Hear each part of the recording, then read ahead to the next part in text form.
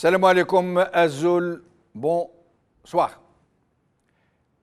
C'est le temps des grands questionnements.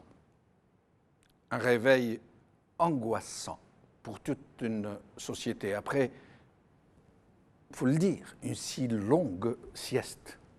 Sahannoum. Nombreux parmi nous qui ont refusé de voir l'évidence en face d'une vaste supercherie sont brutalement sortis d'une torpeur où il semblait se complaire un temps, soit peu, pour découvrir qu'ils n'étaient pas aussi bien parés, ni aussi bien lotis qu'ils le pensaient, que les fondations du pays étaient en carton-pâte et qu'au-dessus de nos têtes, de noirs nuages s'accumulent. Désormais que l'horizon s'obscurcit, que de longues et inquiétantes lézardes, blafardes, précèdent le tonnerre annoncé et que du rêve qu'on disséminait à la société pour adoucir son sommeil, elle risque de passer au cauchemar psychédélique, sans transition. Les années des vaches grasses sont belles et bien révolues, derrière nous.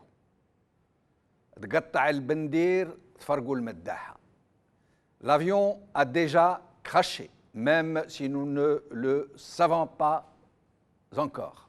Et contrairement à ce que promet Yahya, de sortir de la crise dans moins de 3 ans, il ne fait plus aucun doute, même pour les plus optimistes des observateurs, que même dans le meilleur des cas, même si tous les Algériens acceptaient de se plier à l'incontournable et très cruelle austérité, même si de même ils décident de se mettre au travail, même si toute cette bourgeoisie comprador qui infeste les lieux, qui s'est enrichie à l'ombre d'un régime prédateur, acceptait de s'impliquer dans une vraie dynamique de création de richesses, même si la souveraineté populaire était rétablie, que les institutions puissent devenir réellement représentatives, réellement efficientes. Il faudra, malgré tout, des décennies d'efforts et d'abnégation pour reconstruire tout ce qui a été dévasté.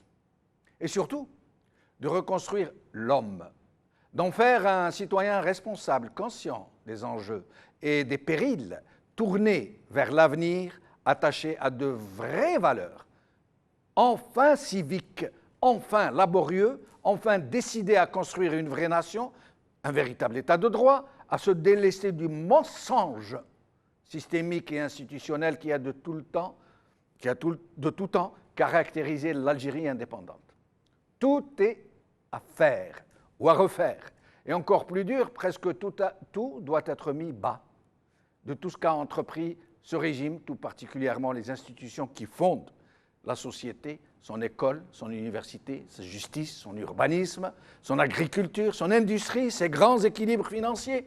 En fait, et pour ne pas passer devant l'essentiel, toutes ces institutions, son échelle des valeurs et jusqu'à son hygiène publique. Autant dire que même la formule de chantier pharaonique est très loin de pouvoir illustrer la situation puisque c'est l'équivalent de milliers de pyramides qu'il faudrait construire et des montagnes de turpitudes qu'il faudra mettre bas et balayer et que même avec le meilleur gouvernement du monde, les meilleurs experts, une société tout engagée dans sa propre reconstruction et des décennies de sacrifices très durs, il sera quand même extrêmement difficile de reconstruire ce malheureux pays dont la dévastation est tellement grave, tellement multiforme, que le défi semble quasi impossible à relever. Et je reste mesuré, je crois, ni par trop pessimiste, ni cynique. On n'est plus dans cette image de voir le verre à moitié plein ou à moitié vide, puisque le verre est non pas seulement vide, mais brisé en 1000 morceaux réduits en miettes. Aujourd'hui. Maghreb émergent. Le recours à la planche à billets menace l'Algérie d'un chaos à la vénézuélienne. Par Ali Benouari. TSA. Planche à billets. Ben Betour met en garde contre un grave dérapage inflationniste. Par Nasreddin Ben Kharf. Le Point Afrique. Algérie, Bouteflika. Pourquoi le constat de son empêchement est pratiquement impossible. Par Le Point. Alors, avant d'accueillir nos invités, j'aimerais vous montrer quelques images de M. Ouyahia, le Premier ministre, devant le Parlement, qui s'exprimait après avoir été interpellé par une toute petite minorité des députés qui ont été très durs avec lui, notamment Madame, je vous le dirai tout à l'heure, du RCD, qui a été très dur, qui a dit des choses quasiment inédites. Je vous laisse écouter la réponse de M. Ouyahia.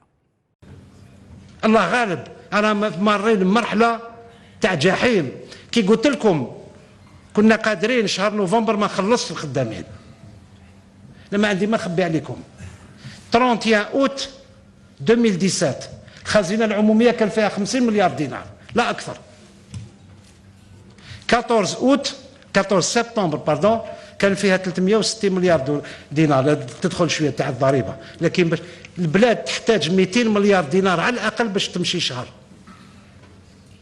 نحمدوا ربي اللي مازلنا واقفين نحمدوا ربي جبنا لكم حل باش نكملوا نمشوا لقدام اسياد لا كان سلفنا وجبنا لكم لا فامي يقول لك نحي عليا اعطي القليل اعطي له 200 دورو ونحي عليا الباقي Sans mon retard, oui madame, parce que quand il s'agit de demander la dépense, vous êtes en tête.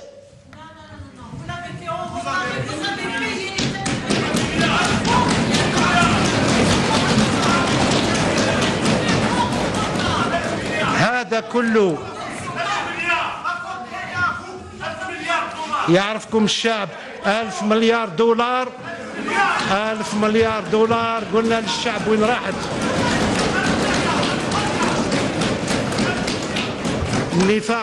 النفاق السياسي انتهى وقته. سيد الرئيس، سيدات والسادة النواب، الشعب اللي راه يسمع فينا ماهوش يسمعكم. استمعنا كذلك إلى تدخلات المعارضة، منها معارضة التي تحدثت بطريقة متحضرة ونحن نحييها على مواقفها ونعتز بوجود معارضة اللي تثري النقاش وتثري الساحة السياسية. أنا أيضا إلى حرفيي المعارضة، حرفيي المعارضة اللي جاوا بلغة من أشد العبر. أصبح النظام نظام مافيو والدولة دولة فوايو. إذن في إطار الديمقراطية سأعبر أنا كذلك.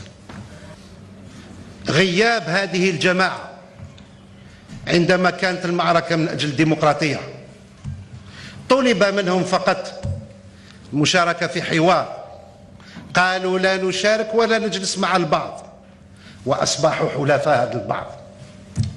ولا ينسوا مناضلي الأمازيغية غيابكم في ساعة الحسم عندما جاء رئيس الجمهورية باقتراح لترسيم الأمازيغية كلغة وطنية، غبتوا على التصويت. وعندما جاء الرئيس بتعديل كذلك لجعلها لغة وطنية ورسمية، غبتوا على التصويت. فأكتفي بعد هذا القول بما يلي. الشعب استمعنا إلى تصريحات من جماعة تاهت المسيرة، تاهت مسار مرحوم وطني قائد فضل الجزائر حتى على مصالحه الشخصية، وقال أنا ذاك الجزائر بلد الجميع ويبنيها الجميع. ولا نتكلم عن الشيخ نحناح الله يرحمه برحمة الله. اليوم البعض في هذه العائلة ما عرفوش وين هما، ما عرفوش إلا طالبين ثورة ولا طالبين حوار ولا طالبين مشاركة. ونقول هذا الكلام لأن هذو قالوا لنا ارحل فشلتوا، فإذن يسامحوني على الأقل قبل ما نرحلوا نعطيو راينا. قلنا المعارضة حتى في بعض الأحيان هما شخص تبعناهم طوال سنة ولا سنتين، هما يتلذاو بالقول أن النظام خلاصوا له دراهم. النظام مش قادر يشري السلم الاجتماعي، النظام رايح يطيح. قاعدين كي الذيب اللي يستنى تحت الشجرة وكتطيح الباكورة. إذا مع الأسف النظام جاب حل، والحل هذا قلقهم. إذا ينتقدوا الحل ويزيدوا في الهيجان ضد النظام. مثل واحد منهم اللي نشوفوه من زمن إلى زمن كي كسوف الشمس، كوم ليكليبس سولار، يروح 6 شهور ولا عام ويعاود يرجع، المدة الأخرى ورجع وينادي لثورة شعبية. عارف الشعب ما يسمعلوش، لأن الشعب ما نساش نهار كان يسميه غاشي. Alors, je rappelle donc le nom non pas de la députée, deux députés dames du RCD, Madame Wali et Madame Haj Arab, donc qui ont interpellé violemment Monsieur Yahya. Vous allez voir, nous n'avons pas passé les interpellations de ces deux députés, mais les réponses de Yahya, donc vous les avez vues.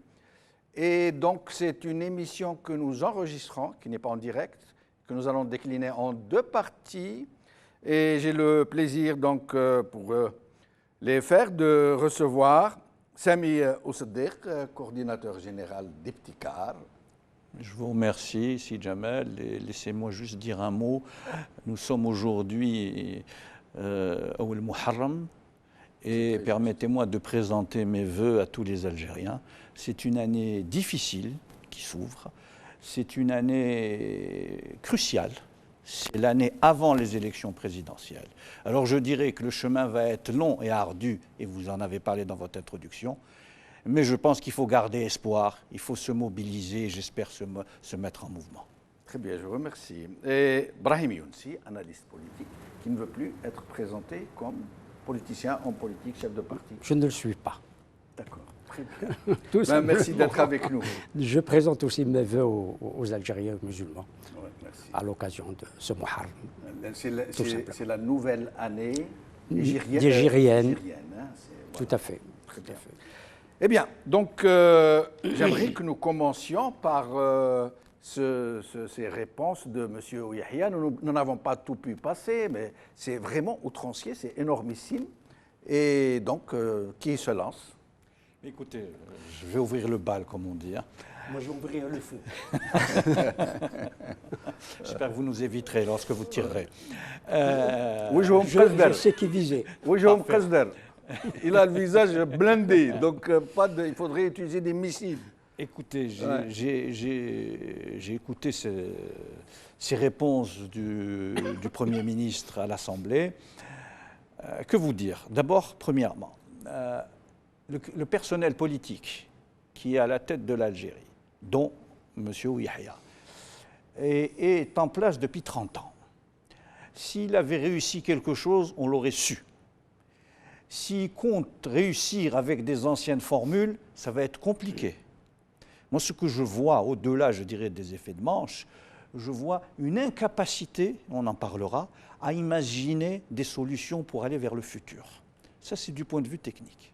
Deuxièmement, je dirais, lorsqu'il nous dit, oui, les 1000 milliards, qu'on a le problème dans une démocratie, en tout cas un pays qui se veut démocratique, vous dites ça à l'Assemblée qui est le représentant des peuples. Comme on dit, vous court-circuitez l'Assemblée. Ça s'appelle du populisme, ça s'appelle, je dirais, un régime plus qu'autoritaire. C'est l'acte de non-reconnaissance d'une Assemblée, et il ne le fait pas n'importe où, il le fait au cœur de l'Assemblée. Ce ne sont pas les représentants. On n'a pas à vous dire quoi que ce soit, on a dit au peuple. On a dit au peuple, juste ici. Mais est-ce qu'il l'a dit au peuple? Écoutez, ou est-ce que c'est la première fois qu'ils reconnaissent 1000 milliards hein? Moi, je ne l'ai pas entendu. La question de savoir ce qu'il a dit au peuple, soyons sérieux, 1000 milliards. Si vous devez dire où vous donnez au peuple, il vous faudrait au moins une année pour le dire. Sauf que là, on sait où ils sont. Et là, ça saurait. Ça se saurait. Et on sait où ils sont allés, en tout cas une partie. Il y a des choses qui ont été faites. Il y a des logements, il y a des autoroutes. Il faut le dire, il y a eu des choses qui ont été faites. Quelle autoroute, hein? Attendez, je ne rentre pas. Déjà, vous rentrez dans le détail. Mais vous avez raison. Mais je dirais, Yassine Rolo. Voilà, il y a cela. Croyez-vous que ça fait 1000 milliards? Vous croyez que c'est cela? Voyez. Ça, le système algérien, ce que j'ai appelé le modèle RCR. On y reviendra, c'est rente, corruption, redistribution. Le problème, c'est que la rente a irrigué la corruption, donc ça a permis une grande pression. Elle a irrigué les subventions, on en parlera, parce que ce n'est pas le principe des subventions en lui-même qui n'est pas le bon, c'est surtout à qui ça a surtout profité, aux gens qui n'en avaient pas. Et donc ce système-là aujourd'hui, sans la rente, est bancal. C'est ça qui est remis en cause. Et par rapport à cela, aujourd'hui, le Premier ministre nous a dit « je n'ai pas de solution ». Nous reparlerons dans le détail de ce qu'il a énuméré. C'est vrai. Moi, je ne parlerai pas du... Yahya n'aurait pas dû présenter un plan. Parce que d'abord, il n'en a pas. Il a le barnamij Fakhamatuhu. Oui, il n'en a pas. Même Fakhamatuhu n'en a pas. Oui. Il devrait présenter un bilan. Or, on vient de parler d'une petite partie du bilan. Toute petite partie du bilan. Où sont passés les 1000 milliards? Moi, je veux bien, ils sont passés dans les logements, mais quel logement et quel type de logement? C'est le nombre, pas la qualité. Passés dans l'autoroute, sont passés dans un goudron et on sait l'état dans lequel se trouvent les infrastructures. Les infrastructures, vous avez parlé tout à l'heure de quelque chose qui se fissurait, qui sont en train de se lézarder. C'est-à-dire qu'on a construit, comme la planche à billets hein, qu'on fait fonctionner, hein, ex nihilo, on est en train de produire de l'or avec du sable. Bon, c'est cela le problème de Yahya. Yahya, comme l'a dit Sami Ousdiq, est là depuis 3 décennies au moins.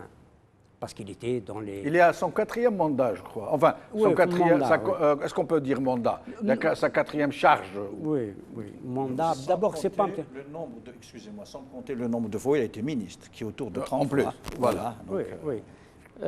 Voilà, moi j'aurais voulu qu'il parle de bilan, de donner un bilan de ça. Quand il dit أما قضية 1000 مليار دولار احنا قلنا للشعب وين راهم راحوا c'est énormissime. Ça veut dire qu'il s'adresse à tout le monde.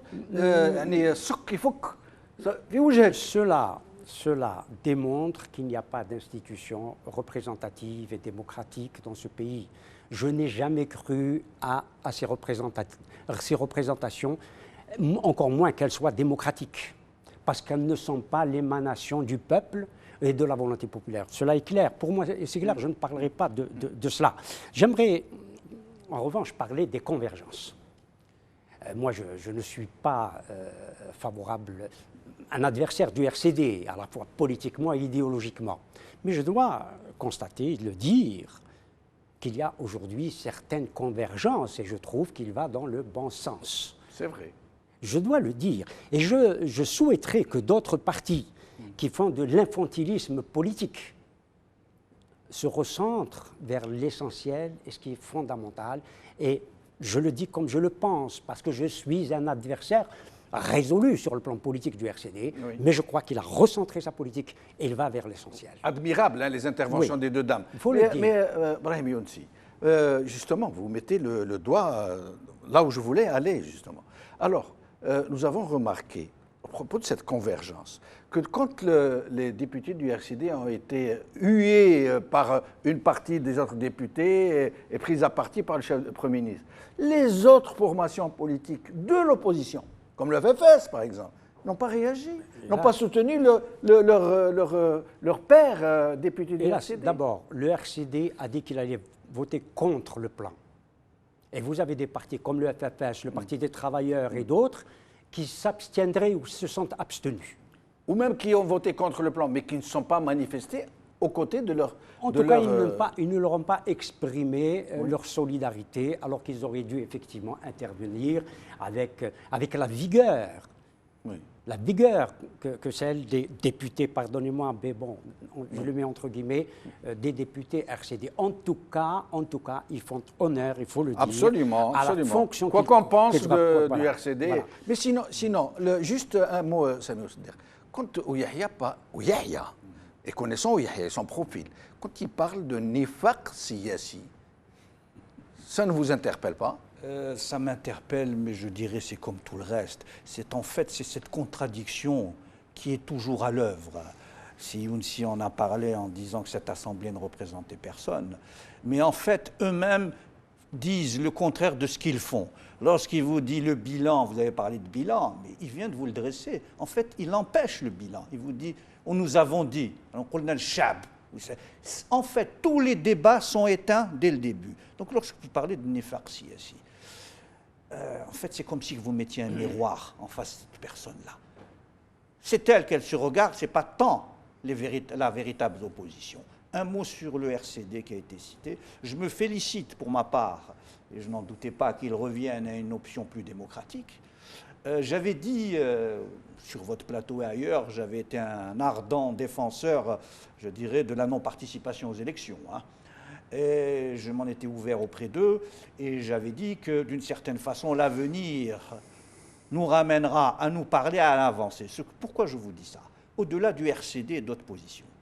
La convergence des forces démocratiques est une obligation, une nécessité. Et ce qu'on a vu au Parlement avec, effectivement, les 2 députés, des femmes, des femmes, c'est très intéressant. Très important. Très intéressant. Ouais. Elles sont véritablement les combattantes de la démocratie.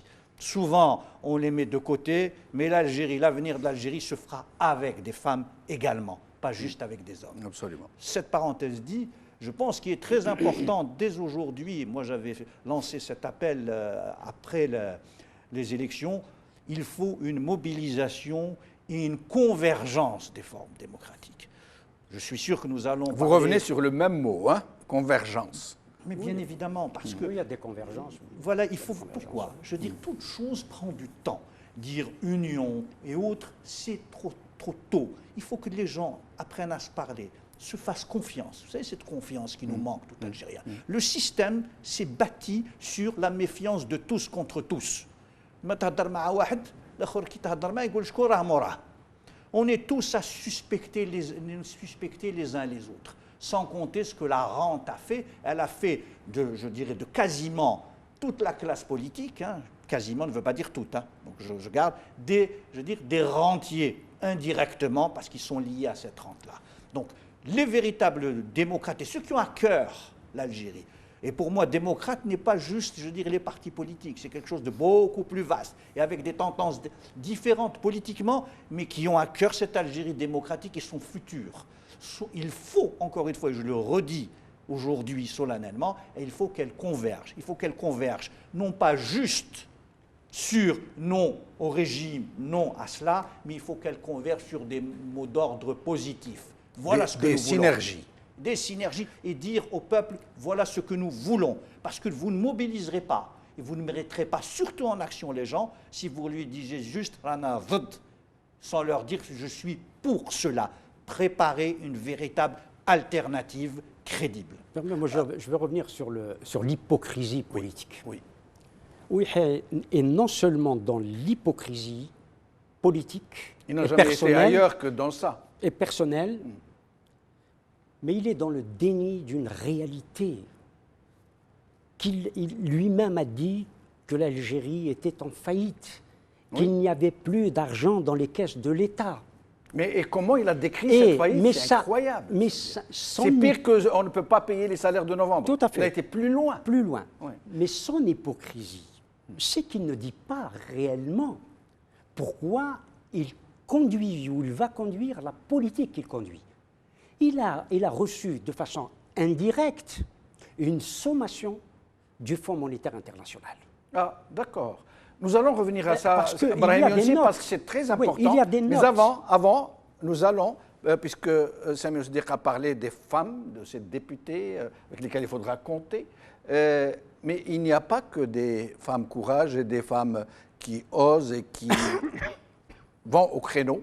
Il y a aussi des femmes députées, dont nous allons vous montrer quelques images, et qui ne sont pas très réjouissantes. Regardez.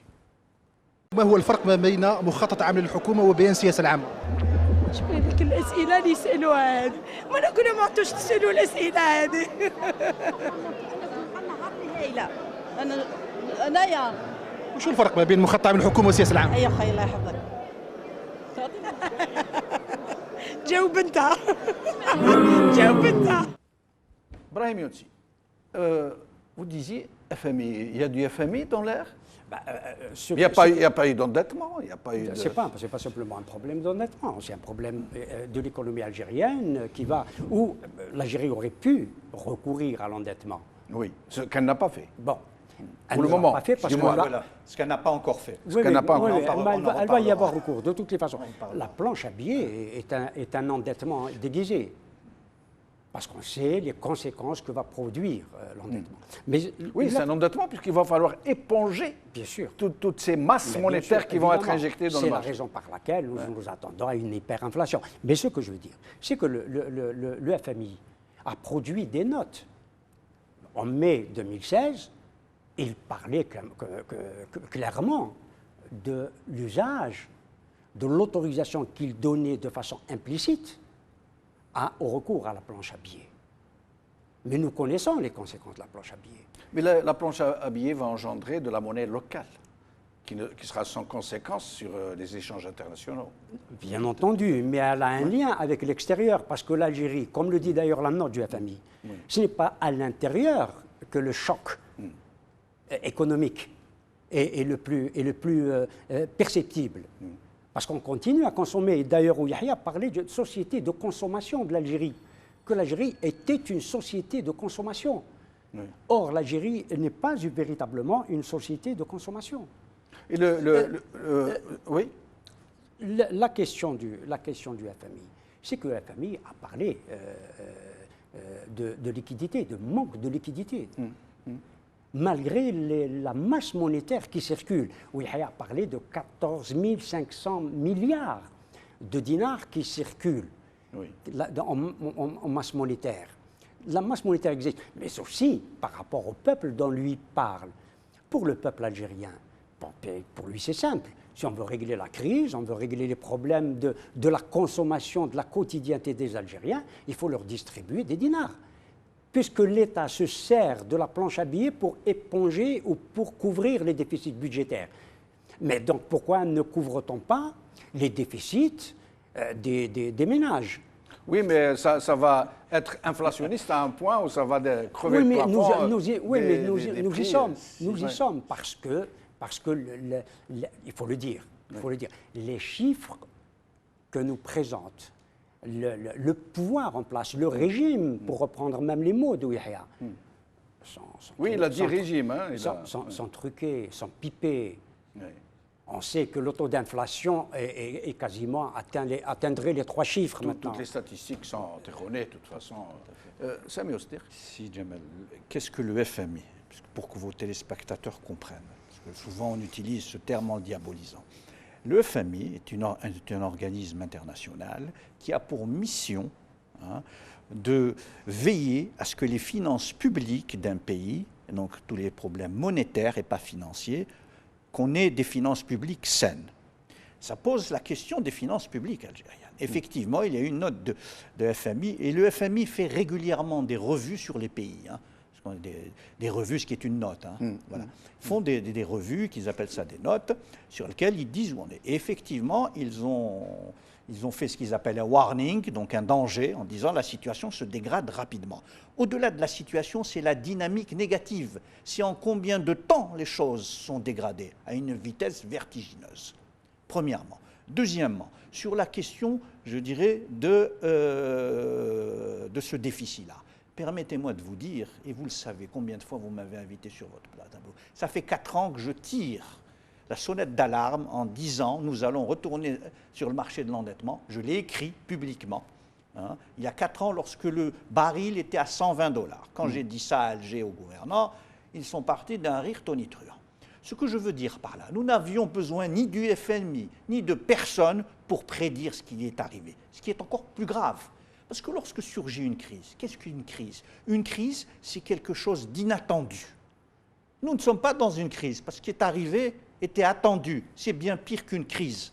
La situation aujourd'hui, vous parlez de la planche à billets, qui va être effectivement remise en place, elle va permettre ce que permettait d'une certaine façon le fonds de régulation, de combler, et vous l'avez dit, les déficits budgétaires, parce qu'on nous annonce des déficits budgétaires sur les 3 dernières années passées dans des normes plus ou moins acceptables. Sauf que si vous enlevez ce que le fonds de régulation permettait de couvrir, nous atteignions des déficits extraordinaires autour de 30%, 23-30%.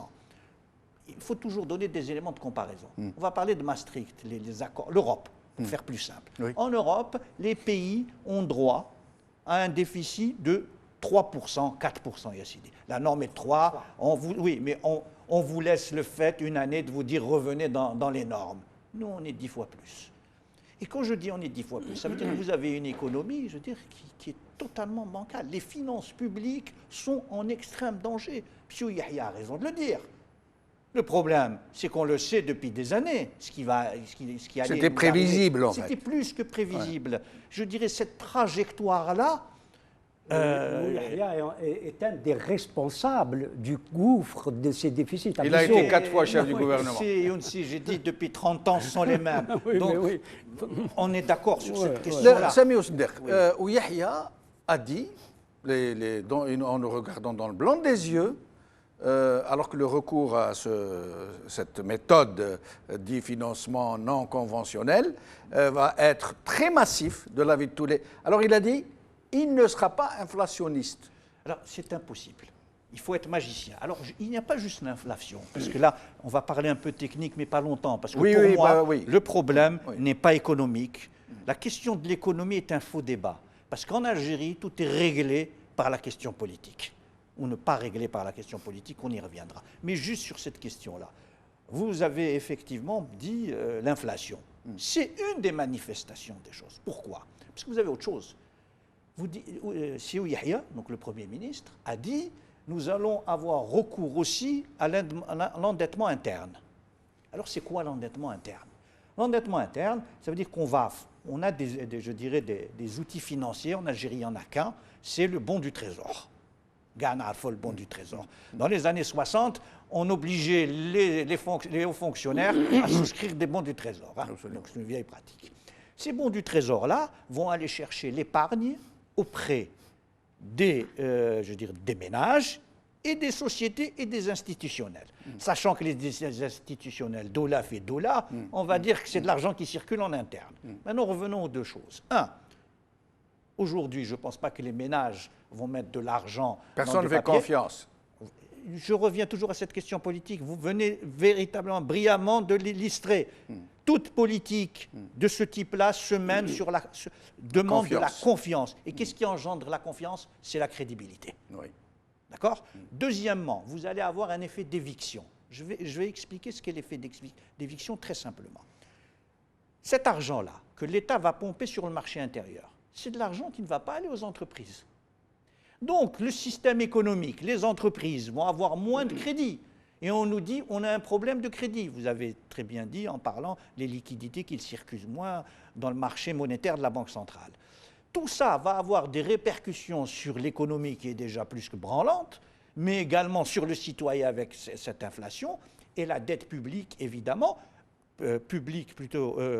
interne, pardon. La dette interne, excusez-moi, la dette interne en elle-même. Elle est publique. Oui, elle ne peut être que publique dans ce cas-là. La dette interne en elle-même ne va pas pouvoir éponger les besoins d'une économie qui est totalement dépendante de l'extérieur. Pour que nous nourrissons, pour nous habiller, pour faire marcher notre système économique, pour défendre nos frontières, tout l'armement, nous dépendons totalement de l'extérieur. Ce qui fait que nous, tous les jours, où nos politiques, ce à quoi je souscris, nous parlions de l'hypocrisie, sauf qu'aujourd'hui, au bout de 50 ans, même les boutons de votre chemise, vous êtes obligés de les importer. Voilà l'état. Si je peux me permettre, pour être dans la suite de ce qui vient d'être dit, c'est parce que toutes les autres politiques ont échoué que nous recourons à la planche à billets. Est-ce que ce sont des politiques? Oui, non, mais c'est des politiques, oui, c'est des politiques, il faut le dire, c'est des politiques, mais qui ont échoué. Ce n'est pas de la démarche à la Gaudi, au jour le jour. On croit les politiques c'est une vision. C'est la raison pour laquelle je rejoins. C'est une démarche. C'est la raison pour laquelle je rejoins Samuel Jdir là-dessus. La question centrale est politique. Parce qu'elle détermine, je ne veux pas être marxiste, l'économique. Elle détermine notre démarche économique. Nous allons à la planche à billets parce que l'emprunt obligataire qui avait été lancé par le précédent ministre de l'Intérieur a complètement échoué. Il n'y a pas eu de réaction. Il n'y a pas eu de réaction de la population. C'est ça aussi qui a amené ce pouvoir à aller vers la création de monnaie. Et créer de monnaie, je termine, Samy, de créer de monnaie de façon ex nihilo, ça ne correspond à strictement rien. Quand on crée de la monnaie, moi je vous dis, je ne veux pas être technique, mais il faut avoir une contrepartie.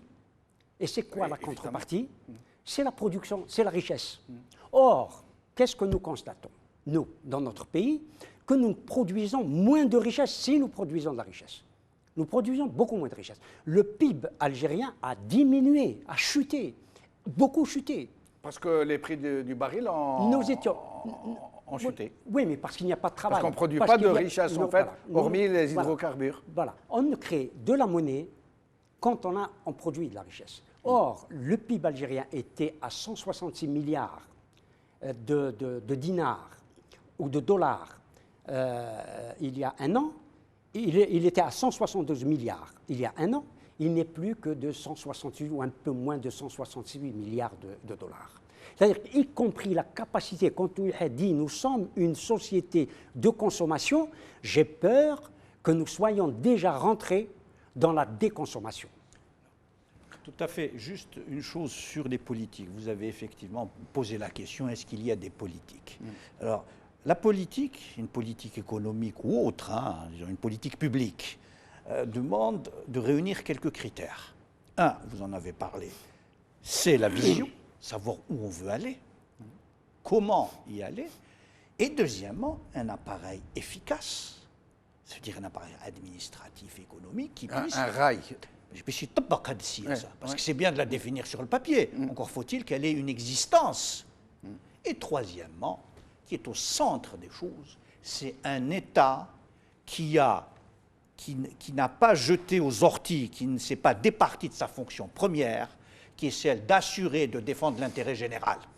Nous avons un État qui a été en partie privatisé, qui correspond à des logiques privatives, et je vais vous donner des exemples pour cela, et qui fait qu'aujourd'hui, il n'est plus le garant de l'intérêt général. Alors, des exemples? Alors, le premier exemple. Aujourd'hui, on sait très bien que nous avons organisé, je dis on pudiquement, pour ne pas dire il, mais je veux dire, donc il faut se mettre aussi dans cela d'une certaine façon. Absolument. On a organisé les choses d'une telle façon qu'il est plus intéressant d'importer que de produire sur place. Ça veut dire quoi? Ça veut dire que les lobbies de l'importation sont plus forts que l'intérêt général. Sur les cimenteries, il y a quelques années, je vais vous faire part d'une expérience personnelle il y a une dizaine d'années où j'avais fondé et présidé la première banque d'affaires en Algérie. Nous avons été sélectionnés par le gouvernement algérien avec d'autres pour être éventuellement le conseil du gouvernement sur les privatisations des cimenteries. Il y avait à ce moment-là un déficit important de production nationale, donc on importait.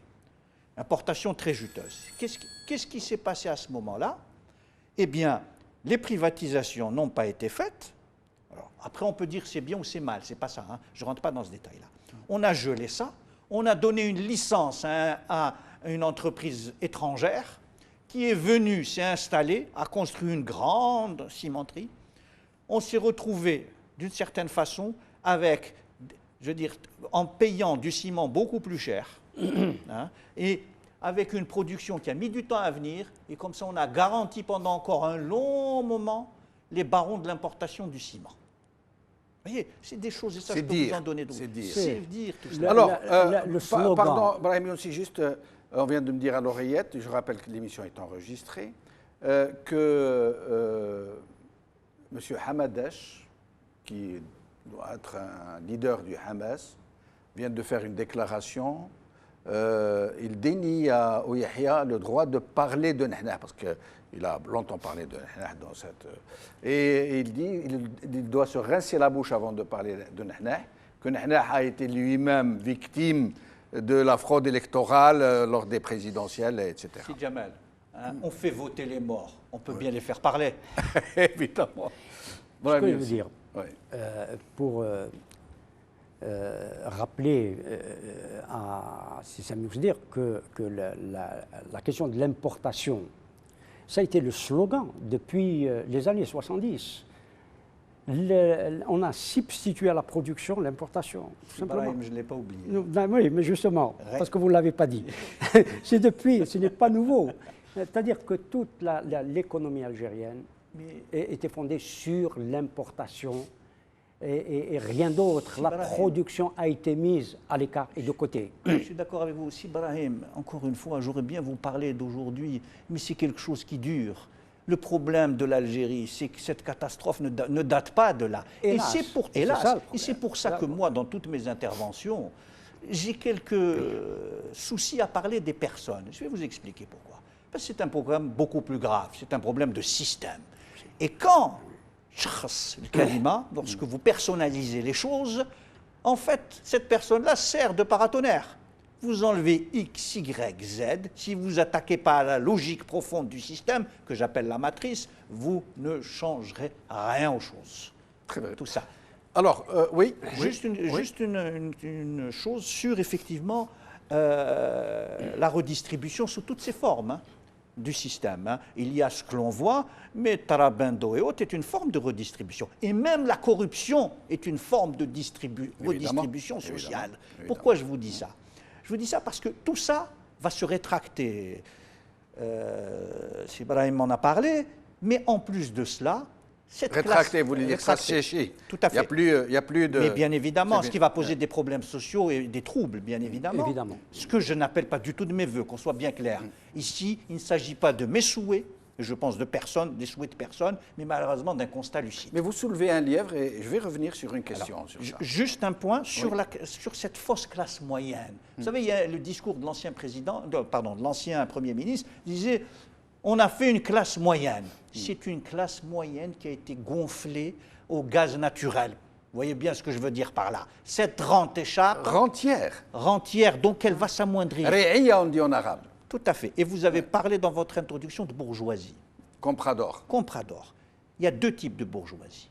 Il y a une bourgeoisie qui, elle, est travailleuse, met au centre de ses activités le travail, ce qu'a connu l'Europe. Et il y a la bourgeoisie la pire, c'est la bourgeoisie de rente, qui, elle, ne sait pas ce qu'est le travail, méprise le travail, et ce qui l'intéresse, la c'est spéculation, le profit sans travail. Oui.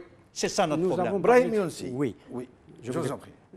Parce que nous avons parlé, par exemple, de la planche à billets et du premier risque immédiat. Bon, bien sûr, c'est une politique monétariste, voire libérale, de critiquer, de dénoncer la planche à billets. Mais les effets négatifs de la planche à billets, ce n'est pas simplement l'hyperinflation. Ça, c'est immédiat. Mais il y a aussi tout le chômage. Il y a le chômage. Aujourd'hui, qu'est-ce qui menace qui est menacé? Ce sont essentiellement les fonctionnaires. Essentiellement les fonctionnaires. Il y a 2 millions à peu près de fonctionnaires qui sont payés par l'État. Justement. L'État, cette planche à billets, l'argent qu'il va créer... Il va les payer en monnaie de singe. Il va les payer en monnaie de singe, mais beaucoup vont connaître le chômage. Tous ceux qui ont des contrats à durée déterminée ne vont pas être renouvelés. Il faut le savoir. On va mettre à la porte... Ils vont dégraisser le mammouth, entre guillemets.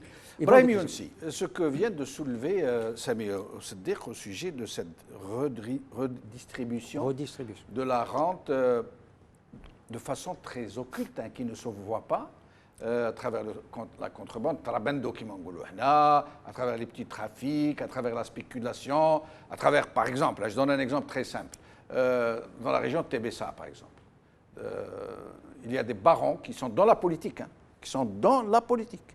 qui chapeaute le réseau de la contrebande vers la Tunisie d'essence et de mazout, ce sont quasiment à peu près 500 à 600 stations d'essence de la région qui sont littéralement aspirées pour envoyer ce carburant qui vient de l'importation, il faut le rappeler, qui va en Tunisie. Et donc, dans quelques mois, ces gens-là ne pourront plus. Et ce sont des milliers. Il y a après 15 à 20 000 personnes qui vivent de ça, les petits soldats.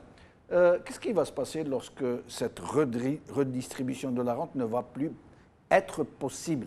Lorsque ces relais invisibles du système, ces remparts qui profitent de la rente, vont être complètement asséchés? Deux choses. Bien sûr, ou c'est des troubles populaires, ou c'est un durcissement de la politique, c'est-à-dire une reprise en main, une fascisation encore plus dure du système. C'est les seuls effets que va produire la politique. Ce sont des milliers de familles qui vont être touchées, qui vivent de ça. Oui, mais justement. Vous savez, la doctrine, je dirais, il y a un slogan, ou plutôt une devise de la République algérienne, qui est aussi informelle, comme l'Algérie dans bien ses aspects, et qu'on aurait dû mettre au fronton des mairies, qui est « Touma tahkmou, hna naïchou ». Ce que dit le chab al-Basid, d'une certaine façon, je termine. Naïchou, enfin, on survit. Oui, mais naïchou, d'une façon comme ça. Le jour où ma yaïchouch, ou hna ma naïchouch, le chab yqoul Touma ma tahkmouch. C'est ça le grand problème. Et le plan. Et c'est ça qui fait peur à ce régime, qui s'est donc décidé à recourir à la planche à billets. Mais attendez, ce qui est très intéressant, dans les mesures qui ont été présentées, quelle est la musique qui a été mise, la petite musique? Ne vous en faites pas, rien ne va changer. On va continuer à subventionner à tout va, on va continuer à faire bon nombre de choses que le budget ne peut pas faire, parce qu'ils ont conscience que la question fondamentale, je dirais, de la possibilité du changement, elle est là. Alors à ce stade-là, je vous dirais, il y a deux évolutions possibles. Il y a deux cas de figure. Je parle des économies rentières en termes de pétrole.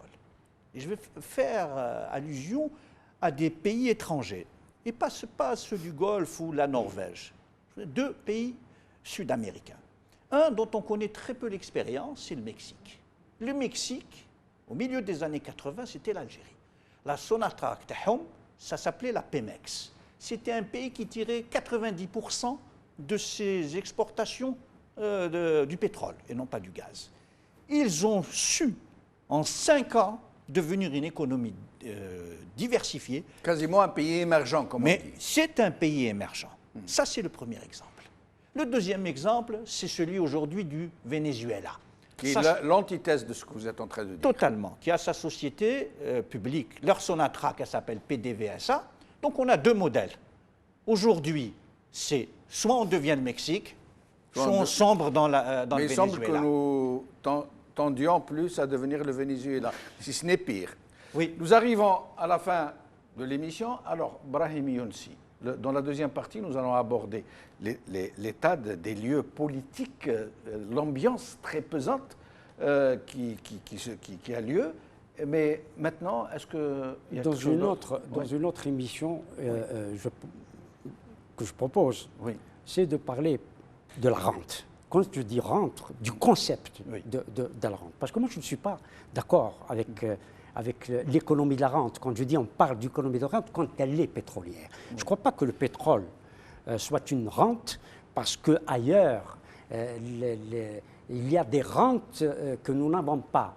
Nous ne sommes pas un pays, hélas, à vocation agricole, contrairement à beaucoup de pays d'Europe, qui bénéficient des conditions climatiques beaucoup plus favorables et qui ont des agricultures beaucoup plus florissantes. Moi, je présume que la rente, c'est un peu une sorte ce n'est pas une création de richesse. C'est de la richesse qui vous tombe dans le giron. La pluie vous tombe aussi vous n'avez pas mais il faut du travail. Il faut un supplément de travail pour la différence. Il y a des gens qui travaillent. Non, il y a des gens qui travaillent. Je ne crois pas qu'à Sonatrach, on chôme. Il faut dire les choses. Il y a des travailleurs qui sont dans mais la part de travail dans la richesse, c'est infime. Bon, c'est pas anecdotique, mais ça, je ne suis pas libéral. Mais un de nos anciens ministres, je ne vais pas donner son nom, dans une soutenance de thèse, n'arrêtait pas de parler de rente. Il avait un jury, j'allais dire exceptionnel, un beau jury.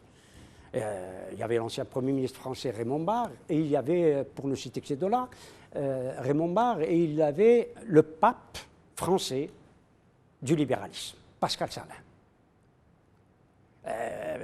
Barre, comme à son habitude, il sommeillait, il dormait. Le meilleur économiste de France, selon Giscard d'Estaing. Absolument. Il dormait ou faisait semblant de dormir, mais dès qu'il a entendu le mot rente prononcé, Ça il l'a s'est réveillé. réveillé. Il s'est réveillé. Bon. Et donc, il a interpellé l'impétrant pour lui dire « Mais vous êtes un ingénu. Si vous parlez de rente, de votre production de pétrole, vous êtes un ingénu. » Pascal Salin aussi s'est soulevé contre cette...